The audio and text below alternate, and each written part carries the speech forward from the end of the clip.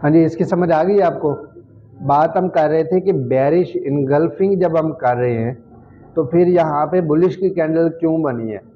Bullish की candle इसलिए बनी है कि वो बेरिश जो है वो इनगल्फ हो गया है, निगल गया है।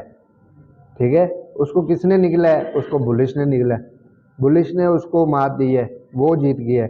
ठीक है, तो उसके बाद ट्रेंड हमारा बुलिश में आने वाला है, बाई ट्रेंड में आने वाला है। हम प्रॉफिट कहाँ से बनाने वाले हैं, बाई से बनाने वाले हैं। ठीक है, तो उसके बाद ये इसके मज़ीद वो स्ट्रक्चर आ गए। यहाँ पे इसका मज़ीद स्ट्रक्चर है अब बेरिश इनगल्फिंग पैटर्न का। अब ये नेक्स्ट जो हमारा पैटर्न स्टार्ट हो रहा है ये बेरिश ट्रेंड का स्टार्ट होने वाला है। अब इसको अगर हम कहीं कि ये बुलिश इनगल्फिंग है तो भी बजा होगा, लेकिन इस पे हमारा जो ये अपना ट्रेंड है यहाँ पे पहले क्या चल रहा था, बाई का चल रहा था। बाई पर चलने के बाद फिर ये हमारी बड़ी कैंडल बनी, आपको नज़र आ रहा है।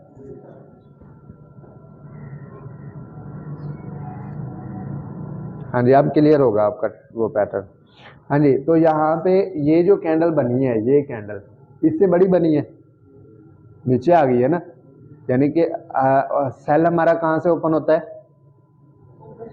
सेल हमारा ऊपर से होता है ना वो, तो ऊपर से ये ओपन हुई उसके बराबर आ गई। ठीक है, उसके बाद क्या हुआ, ये नीचे इससे बड़ी कैंडल बन गई, सेल से बाई से बड़ी कैंडल बन गई। तो उसके बाद हमारा ट्रेंड किस में आने वाला है, बेरिश में आने वाला है। तो हम कितना प्रॉफिट बना सकते हैं।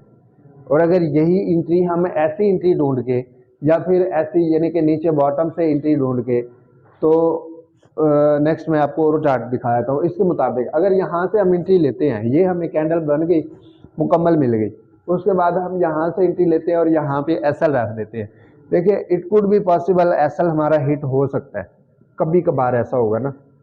मैंने आपको 7/3 की बात की थी कि अगर आपकी 3 एंट्रीज भी ओके हैं, क्लियर हैं, अकॉर्डिंग टू रूल्स हैं, तो आप बहुत ज़्यादा प्रॉफिट बना सकते हैं। और अगर 7 मरतबा भी आपका एसएल हिट हो जाता है तो कोई इशू नहीं है। आपका एसएल हिट यहाँ से अगर आपकी मिनिमम लाट है तो मैक्सिमम $2 $3 का लॉस होगा। ठीक है, और अगर यहाँ से आपका मार्केट नीचे आती है और आप बैठे हैं यहाँ पे, ये ट्रेंड लाइन भी मूव करवाते हैं आप इसको, तो आप कितना ज़्यादा प्रॉफिट बना सकते हैं। जब आप एंट्री ले लेते हैं या फिर कोई कंफर्मेशन इस तरह की मिलती है, आप मुझे मैसेज करते हैं कि सारे फलां पेयर पे फलां एंट्री बन रही है, ठीक है, तो उसमें अगर मैं चेक करूंगा कंफर्मेशन के साथ हम एंट्री लेंगे तो उसमें और ज़्यादा हमें प्रॉफिट होगा। क्योंकि जब जितने ज़्यादा लोग होंगे ना, बायर ज़्यादा है तो कंट्रोल किसका होगा, बायर का होगा, बाई का कंट्रोल होगा। और उसी तरह अगर सेलर ज़्यादा है तो सेलर का कंट्रोल होगा। इसी तरह मेरी लाट जो होती है वो आपसे बड़ी होती है, तो आपको ज़्यादा सपोर्ट मिल सकती है। वरना यही है कि मैं भी आपके साथ लास्ट कर लूँगा, हैं, ऐसा होगा नहीं। मुमकिन है कि हम एंट्री जब ऐसे ही ढूंढेंगे ना, ऐसे एंट्री के लिए तलाश करें। अब 8 घंटे जॉब करते हैं उससे कुछ फ़ायदा नहीं है, लेकिन यहाँ पे आप खुद बॉस हैं अपने, और उसको ईमानदारी से प्रॉपर तरीके से जो अल्लाह ताला ने आपको नेमतें दी हैं उनको यूज़ करें, उनको यूटिलाइज़ करें और ज़्यादा प्रॉफिट बनाएं। के बारे में बता दिए कि बेरिश कैंडल स्टिक थी हमारी, और उसके बाद यहाँ पे बुलिश कैंडल स्टिक है। ये वाली जो है ये हमारी बुलिश कैंडल स्टिक है। बुलिश में क्या होता है कि नीचे से ओपन होता है और ऊपर क्लोज होता है, यानी कि हम कोई चीज़ रखते हैं तो उसमें क्या नीचे से ऊपर लगाएंगे ना स्टॉक, यानी कि बाई करते जाते हैं तो हमारे पास स्टॉक जमा होता जाएगा सबसे नीचे और उसके बाद ऊपर चला जाएगा।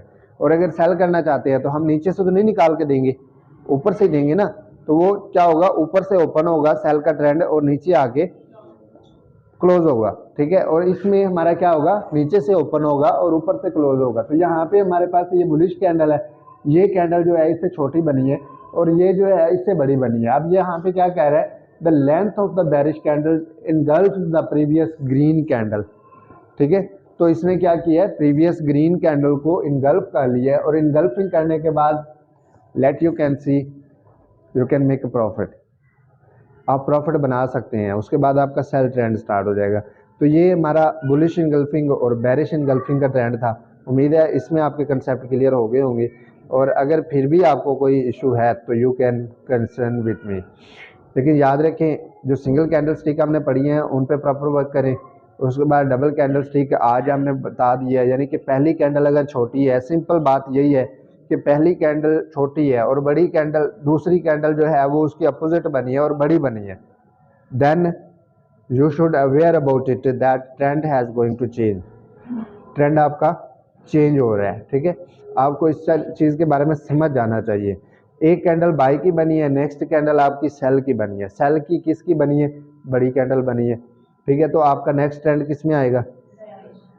बेरिश में आने वाला है ना, सेल में आने वाला है, ठीक है। इसी तरह अगर आपका पहले बुलिश ट्रेंड चल रहा है, बाय में ट्रेंड चल रहा है, बेशक स्ट्रॉन्ग भी चल रहा है, कोई कंसर्न नहीं है, लेकिन अगर बुलिश की कैंडल जो है वो बड़ी बन जाती है तो क्या होगा? बुलिश का ट्रेंड आ जाएगा ना, तो फिर आप बाई की एंट्री लेंगे, उसमें फिर रिस्क लेने वाली बात नहीं। और उसके नीचे ही एसएल सेट कर लें, स्टार्ट में ही एसएल स्टार्ट कर लें। जो स्टार्ट में आप एसएल सेट करेंगे वो आपका सक्सेसफुल होगा, कॉन्फिडेंस के साथ होगा।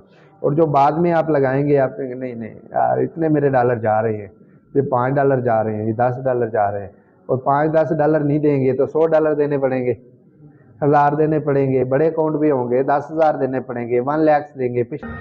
हाँ जी,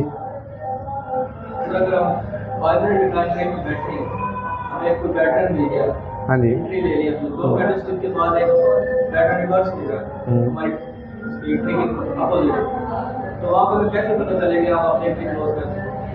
देखिए मैंने आपको पहले भी बताया, बी अटेंटिव प्लीज सामने। मैंने आप लोगों को पहले भी बताया है कि जब आप एंट्री लें उसका एसएल आपने स्टार्ट में मेजर करना है, स्टार्ट में एडजस्ट करना है, उसके बाद आप उसका 10% पे ट्रेलिंग स्टॉप लॉस यूज़ करें, ठीक है। 10% पे जब आप ट्रेलिंग स्टॉप लॉस यूज़ कर रहे होंगे तो उसके बाद अगर 10% में एसएल आपका हिट कर भी जाता है तो कोई कंसर्न नहीं है, आपकी 90% फिर भी आप प्रॉफिट बना रहे हो। और मार्केट ऊपर नीचे रिट्रेस होती रहती है, रिट्रेस होते हुए ही आप या डाउन जाती है, लेकिन उसके साथ आपको मूव करना होगा आपके ट्रेलिंग स्टॉप लॉस को। ट्रेलिंग स्टॉप लॉस को 10% की रिस्क मैनेजमेंट के साथ आप उसको मूव करें, जितना आप प्रॉफिट बना सकते हैं बनाएं। जब आपका एसएल हिट हो जाएगा 10% पे, उसके बाद नेक्स्ट एंट्री का आप वेट करें। ये नहीं कि अगर वो जा रहा है तो दोबारा से फिर आप एंट्री में चले जाएं, ऐसा नहीं करना आपने। फिर नेक्स्ट एंट्री का वेट करना है, नेक्स्ट आपको एंट्री मिलेगी, फिर उसी तरह आप मूव करें। जी, और कोई सवाल?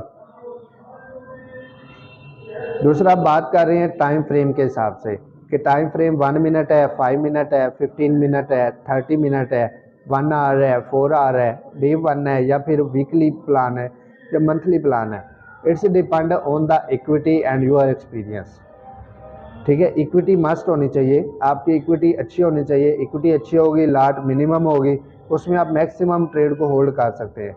और अगर आपकी इक्विटी अच्छी नहीं है, आपकी लाट जो है वो बड़ी यूज़ हो रही है, या फिर इक्विटी अच्छी है फिर भी आप बड़ी लाट यूज़ कर रहे हैं, तो फिर मत भूलिएगा कि आप उसको होल्ड करें, ठीक है। फिर आप रिस्क मैनेजमेंट के साथ उसको क्लोज करने की कोशिश करें, मैक्सिमम जो बड़ी एंट्री लगा लें, चाहे वो आपकी फेवर में ही जा रही है, लेकिन फिर भी वो बहुत बड़ा रिस्क है।